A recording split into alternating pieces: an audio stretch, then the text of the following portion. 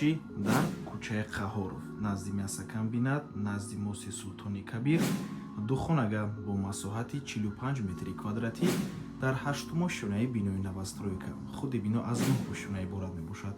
бино техпаспорт дорад, хона бо ҳамаи чизу чорааш фурухта мешавад. Трезоаш раи калонро нигоҳ мекунед.